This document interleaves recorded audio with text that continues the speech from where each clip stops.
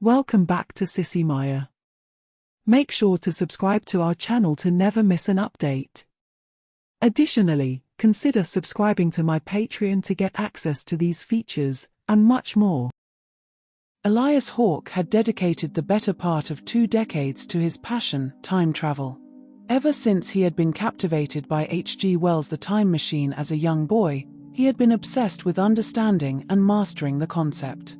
Despite his relentless efforts, however, his machine failed to function properly. His theory was grounded in the belief that time was the 4th dimension, just as real and physical as the 3 dimensions of length, width, and height.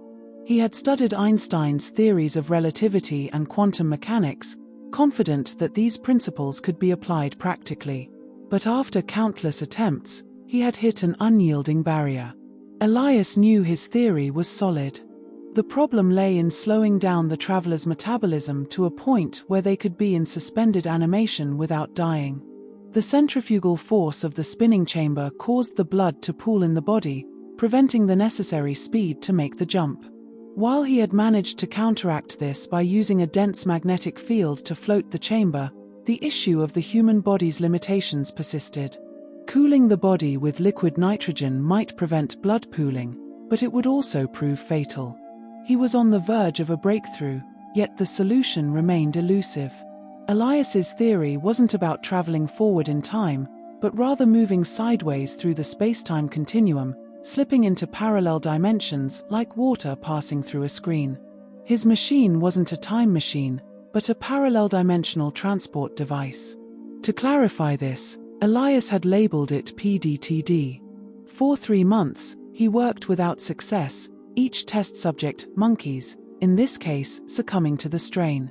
But then, in early summer, a breakthrough came to him.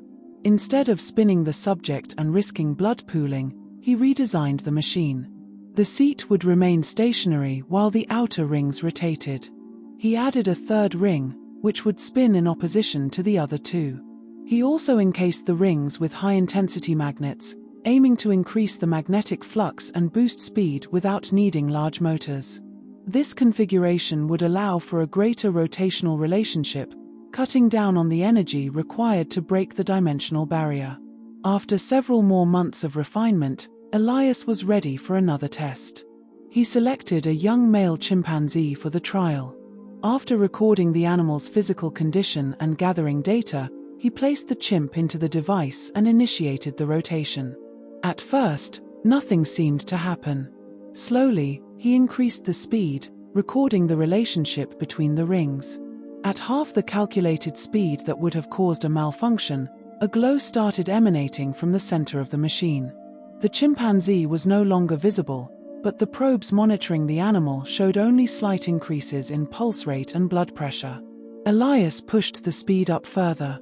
The glow spread outward, and soon, it became difficult to even see the device through the shimmering colors of yellow, pink, red, and orange.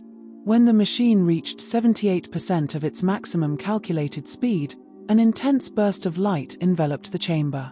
It wasn't a flash, but a shimmering curtain that distorted the view of the machine. The probes, however, showed no signs of activity from the chimpanzee. Deciding to stop the machine and check on the subject, Elias gradually reduced the speed. As the machine slowed, the external effects ceased. It took another half-hour for the device to come to a complete stop. What Elias found next was baffling. When he opened the chamber door, there was no chimpanzee inside. This result repeated over the next 4 tests. Each time, the chimpanzee vanished. But the real puzzle emerged on the 6th and 7th tests. The chimps that had disappeared during the earlier trials were back, but they weren't the same as when they had been sent. In one instance, a male chimp returned as a female. In another test, Elias didn't place anything inside the chamber but ran the machine anyway. To his surprise, 2 female chimps that had disappeared earlier were now in the chamber together. For the next 3 months, Elias continued testing with various animals, mice, monkeys, dogs, and cats. Each time he sent a male animal through, it came back as a female, and vice versa. Yet, every animal was still tagged with the identification Elias had placed on them. He noticed something odd. After each test, he had to wait at least a full day before retrieving the animal. This intrigued him. Another strange thing was that when he sent an animal that had already been tested and changed, it returned without reversing its transformation. At first, Elias suspected some sort of intelligence on the other side was playing tricks with his subjects. To ensure he was getting back the same animals, Elias tracked the DNA of his next series of test subjects. The results were clear. Aside from the swapping of XX and XY chromosomes, the animals were essentially the same ones he had sent across the dimensional boundary. Elias concluded that whatever was happening on the other side was causing a complete biological gender transformation. He knew this shouldn't be possible, yet his results proved otherwise. But how could he prove this to the scientific community without facing ridicule? The only way to present his findings without losing credibility or funding was to send a human subject, someone who could observe and communicate the events firsthand. But there was a problem. He couldn't be the one to do it. He had to remain on his side of the boundary to operate the machine if the subject was ever to return. Elias spent several more months contemplating this dilemma. He stopped sending animals and instead focused on detailed biological tests, documenting any further changes. He noticed that all his subjects appeared to be biologically aging backward and remained in perfect health. Eventually, Elias could no longer suppress his curiosity. He had to send a human subject, but who would volunteer for such a thing? Any human who agreed would likely undergo a permanent gender change. Who would risk that? One afternoon, as Elias sat in the park across from his lab, reviewing his research, he encountered the person who would provide the answer. Noah Rivers had been unemployed for several weeks. Though he wasn't starving or homeless, he knew his savings wouldn't last much longer, and he refused to ask his father for help. His relationship with his father had soured when Noah switched his major from pre-med to law. His father, a physician and surgeon, had hoped Noah would follow in his footsteps.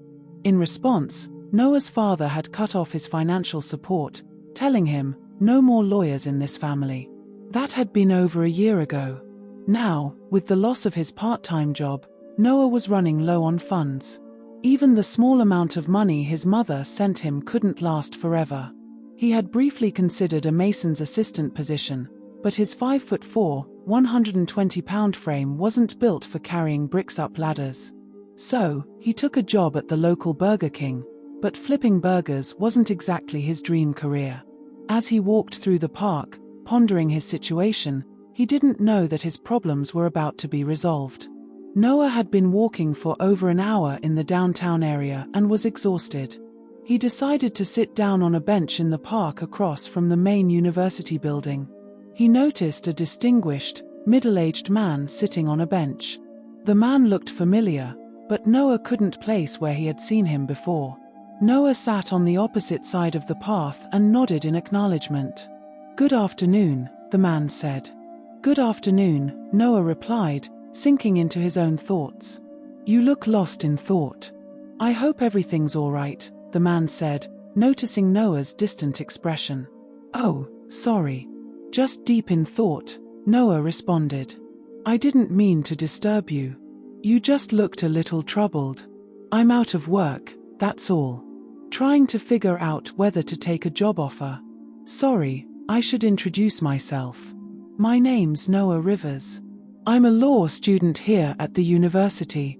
Trying to make my way through, you know? Pleasure to meet you, Noah. I'm Elias Hawke, a professor of biophysics at the university." "My pleasure, Professor. When I sat down, I thought you looked familiar. I probably saw you in the hallways." Elias took a liking to Noah. His small stature wasn't what most people would expect from a future lawyer, but his mannerisms were kind, and that would serve him well, even if his physical presence was less intimidating. The two men spoke for nearly an hour. Noah shared his financial struggles, his family history, and the rift with his father. For some reason, he felt comfortable speaking with Elias, a man he had just met. There was something about him that made Noah feel he could open up freely. As they left the park, The two of them headed to the university coffee shop to continue their conversation. For the next hour, they continued talking, with Noah sharing his aspirations for a career in law. Eventually, Elias steered the conversation toward his favorite topic, time travel. By the time they parted ways, Elias and Noah had become friends. Elias had mentioned he was looking for a paid assistant to help with his lab work, including animal care and general maintenance, and offered Noah the job, which he eagerly accepted. Noah was to report to Elias' lab every afternoon after his last class. This opportunity was a relief to Noah. It was just what he needed. He thanked Elias and left the meeting feeling more at ease than he had in a long time. Elias, too, was pleased. Although he had not shared his true intentions with Noah, he believed nothing would harm him, and any changes that occurred could, in time, be reversed. Or so he hoped.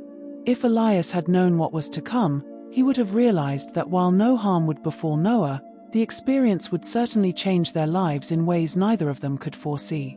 After meeting Professor Hawke, I felt a sense of relief. While the position wasn't going to solve all my problems, it would at least cover my immediate needs and help me afford the next semester's books, especially with my mother's ongoing support. Once home in my small studio apartment, I called my girlfriend, Alison, to share the good news about landing the job on campus. I made plans with her for the weekend, and she was happy with the arrangement since it gave her time to focus on studying during the week. As a biology major, Alison had been in one of Professor Hawke's classes last term, and she described him as a kind man. "You made a smart choice with Professor Hawke, Nate. He's fair, though a bit eccentric. He has some strange ideas from time to time," Alison said. "Well, as long as he pays well and the hours don't interfere with my classes, I think I'll be fine," I replied. I decided to take a shower early and relax in front of the TV. After a couple of hours spent aimlessly watching, I turned to my books and studied for a while before heading to bed. With my new job in mind, I knew I had to adjust my routine to stay on track. Professor Hawke had told me I would need to work at least 4 hours a day, and I wanted to be alert on my first day. Sleep came easily that night, likely due to the relief from the stress I had been carrying. However, I almost overslept for my first class the next morning. The day passed quickly, and before I knew it, it was time to head to Professor Hawke's lab for my first shift. As I entered the lab, I was struck by the impressive array of equipment, all arranged in an orderly fashion. Though I wasn't a science expert, I could tell this was a well-kept, organized space. The lab looked like something out of a sci-fi show, with unfamiliar equipment scattered around. Two things stood out to me: the cages containing different animal species and the strange machine in the corner of the room, which resembled two gyroscopes stacked one inside the other, with a seat placed at its center. The machine was encased in a fine mesh cage, with large vertical coils mounted along the inside walls. A control panel stood outside the cage, protected by a steel wall, and there were several CCD cameras aimed at the seat inside the cage. 4 monitors were mounted in the control panel. While I couldn't make sense of the device, it certainly piqued my curiosity. I was pulled from my thoughts as I heard a voice from behind me. "Good afternoon, Noah. You're right on time. I like that in an assistant," said Professor Hawke as he emerged from an office near the entrance. I must have jumped, as the professor noticed immediately. "I'm sorry, Noah. I didn't mean to startle you," he said. "It's okay, Professor. I was just so engrossed in your lab that I didn't see you," I replied. "I'm here, though. Just tell me where to hang my coat, and I'm ready to get started." "Good. You're eager. I like that. Let me give you a quick tour and explain your duties. Afterward, I'll need you to sign some routine papers for the university," he said with a smile. The professor showed me around the lab, outlining my responsibilities. They were straightforward, primarily feeding and cleaning the animals, as well as monitoring their physical condition and making daily notes on their activity levels, weight, and any noticeable changes. I was essentially becoming the animal's caretaker. He also mentioned I might be asked to assist him with experiments, though he wasn't specific about the details. Over the next few weeks, I settled into a steady routine. Each day, Professor Hawke reviewed my charts, offering only a few minor suggestions for improvement. He left me mostly to my own devices, and I appreciated the independence. I was paid regularly, which allowed me to cover my expenses and even pay for my next term's books. It felt good to be getting a paycheck again, and I was finally able to contribute more financially in my relationship with Alison. Things were looking up, and even my depression had started to lift. Alison had even stayed over with me twice in the past week, something that hadn't happened in months. Our relationship was definitely improving. Elias had reached a crossroads. After completing all his tests, he concluded that whatever was happening during the transdimensional travel of his test animals, the result was a complete biological shift in their genetic makeup from male to female. There were no other noticeable side effects. It was clear to Elias that he needed to understand what lay beyond the dimensional barrier. Only a human subject, someone intelligent, would be able to explain what was happening and why. Elias had been careful not to conduct any testing while Noah was present in the lab, but now the time had come to pursue his true purpose for hiring him. He needed Noah to be persuaded to participate in a trial crossing. Elias knew he had to approach this carefully. If Noah wasn't properly convinced, he might refuse to participate, wasting valuable time. Noah had to be led to believe that any physical changes would be temporary and reversible. Elias, however, had no idea if or how he could reverse the changes. So consumed by his research and the potential of his device, he had lost sight of Noah's feelings. As it was now the beginning of November, Elias planned to have Noah as a subject by the end of the month. He had a few weeks to convince him. I walked into the lab, hanging up my coat and placing my lunch bag in the small fridge in the back room. My usual first task was to feed the animals, as per the instructions Professor Hawke left. Mondays often meant late feedings for the animals due to our conflicting schedules, and by the time I arrived, they were often quite vocal, especially the monkeys. They always knew when feeding time was near. But tonight, something was different. The usual noise was absent. I checked the corkboard where the professor posted the feeding schedule and saw a note saying he'd fed the animals earlier.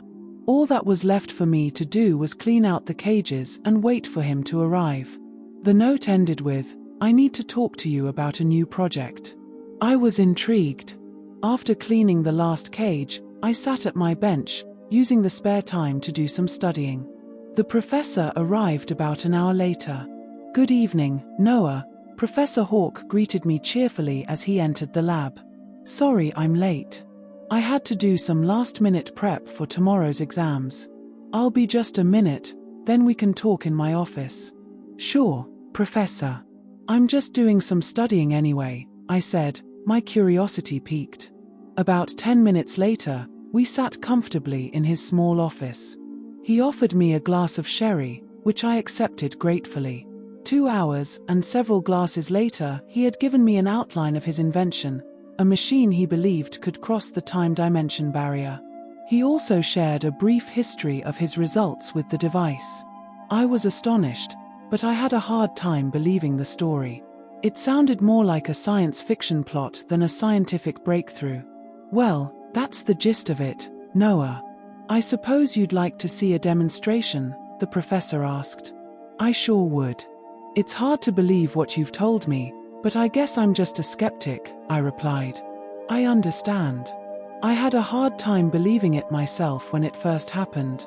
Come on, let's head to the lab, and I'll show you," he said with a smile. "I don't know how much help I'll be, Professor. I'm not exactly a science expert," I admitted. "Don't worry about that right now.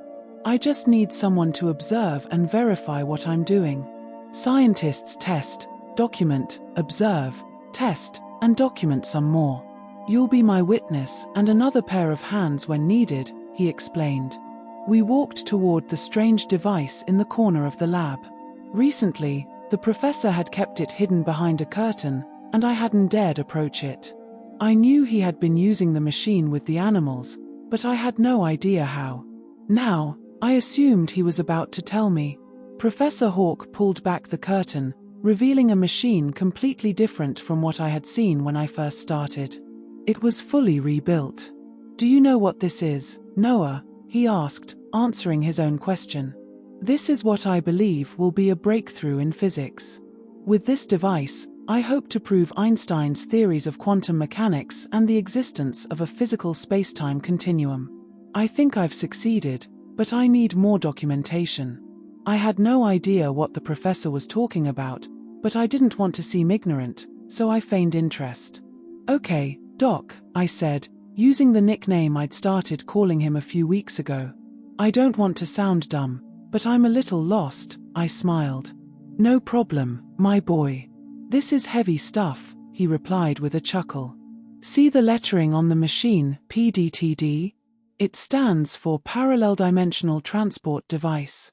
Basically, it means the machine can transport anything that sits in the seat into what I believe is a parallel dimension, one that exists alongside our own in time and space. We can't see it, but it's there. I've successfully crossed this barrier with my test animals, but I need more documentation and witnesses. That's where you come in. I need you to observe what happens and help me document the results. What do you think? Would you be interested in helping?" At that moment, I was certainly intrigued. The professor was no fool, and though it was hard to believe, he seemed convinced. There was something inside me that told me he might be onto something incredible. After all, how could I resist being part of history? "Professor, I'd be glad to help.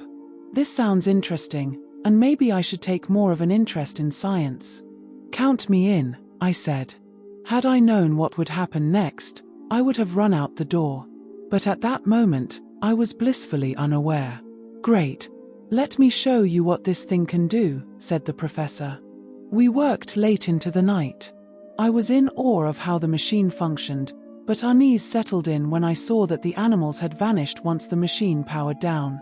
We had placed a pair of guinea pigs in a bamboo cage and strapped the cage to the seat. As the machine ramped up, I watched in fascination as the light show unfolded, only for it to fade when the professor turned the machine off. The cage and guinea pigs were gone, replaced by a single chimpanzee neatly strapped into the seat. At first, I thought it was a trick, but my doubts evaporated when I saw the same sequence play out again with a small dog. When the dog was placed in the seat, it was replaced by a white rat. I had counted all the animals before the professor arrived, and I knew these new animals hadn't been in the lab earlier. I could tell the professor noticed my confusion. He looked at me with a grin and chuckled several times. Around midnight, I left for home, but sleep was elusive. I spent the night turning over the events in my mind, contemplating the implications of what I had witnessed if they were true. My curiosity had reached a peak. At that point, even if I had wanted to back out, I knew I couldn't. I had to understand what was truly happening. The next morning, I met Alison for breakfast and shared everything I'd seen the night before. "You've got to be kidding me," she exclaimed. "He actually did that?" "Yeah. Or, at least I think he did. Or he's one heck of a magician," I replied. "Nate, be careful. I don't like this at all. If it's true, I have a bad feeling about this," Alison warned. "Don't worry, Alison. The professor has a solid safety setup, and I believe the tests are safe." "I hope you're right. Just be careful," Alison said, standing up to head to her first class. "I'll see you tonight?" she asked, giving me a kiss on the cheek. "Okay. How about 9 p.m.? I'll tell the professor I need to leave early," I suggested. "Fine. See you then, honey," she said, flashing a smile as she left, her skirt swishing as she walked away. As usual, my day was consumed with classes, followed by a quick stop at my apartment to freshen up. I made my way to the lab around 6 p.m., having called Professor Hawke earlier to let him know I would need to leave early for personal reasons. He was understanding, though he asked if I could come in an hour earlier to help with an important test. When I arrived, the lab was eerily quiet. The animals had been removed, and there were no cages set up by the monitoring stations. I walked into the back room and immediately noticed the animals in their cages, motionless. Upon closer inspection, I realized they were all in a deep sleep. Just as I was about to nudge one of the chimps to wake it, I blacked out. I don't know how long I was unconscious, but when I regained consciousness, I found myself strapped into the machine's seat. The rings were beginning to rotate. Through the protective barrier, I saw the professor on the other side, intently studying the controls. The hum of the equipment drowned out my shouts as I tried to call out to him. Frantically searching for a way to escape, I noticed a note attached to my pant leg. "Noah, I'm sorry to do this, but I know you wouldn't have agreed to try the device on your own. You're the only person I trust to bring back the data I need. I promise, I'll bring you back in 24 hours. I'll tell Allison that you had to do some work for me, and you'll see her tomorrow. Please understand. This is the only way. I've placed a recorder in your pocket. Please take detailed notes. Good luck. Doc." I looked up just as the professor waved at me. Suddenly, the entire interior of the device was illuminated with a soft, intense light. The source of the light was unclear, it just seemed to be there, emanating from all directions at once. As I watched, the colors shifted gradually from red to blue in soft hues, nothing too harsh. The oscillating colors had a calming effect, and I felt my tension ease. For what seemed like several minutes, I watched the display, and just as I was starting to drift off, it stopped. The rings became visible again, and I could see the lab around me. But something felt off.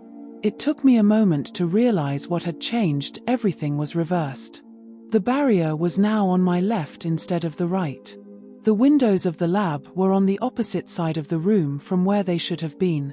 The racks, benches, doors, everything was backward. Then, I saw something that shocked me. Professor Hawke walked around from behind the barrier. Only, it wasn't the professor, it was a woman, an exact copy of him. I thought it must be his twin sister. "Nicole, I'm glad to see you're all right. Do you feel okay?" the woman in the white lab coat asked. She had long salt and pepper hair, styled into 2 ponytails, and a black dress peeking out beneath her coat. "Professor? What's happening?" I stammered, my mind racing. The confusion must have been clear on my face because she immediately responded to my unspoken question. "Relax. You just need some rest. You'll feel better in a few hours."